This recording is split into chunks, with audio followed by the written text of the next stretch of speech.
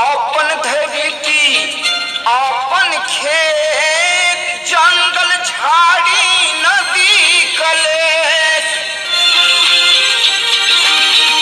आपन धरती आपन खेत जंगल झाड़ी नदी कलेश।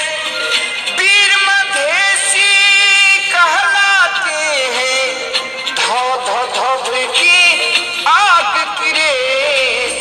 जय मधेश जय मधेश जय मधेश जय मधेश जय मधेश जय मधेश जय मधेश जय मधेश। धोती कुर्ता लिख लो दिल पे,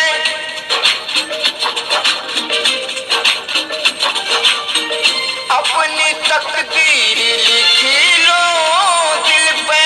धोती कुर्ता अपन भेष। जय मधेश जय मधेश जय मधेश जय मधेश।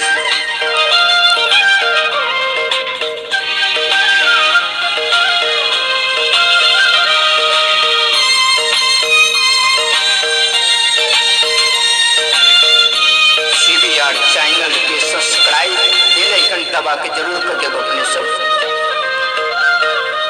बेल आइकन दबा के सब्सक्राइब कर दीजिएगा। जुग जुग जियो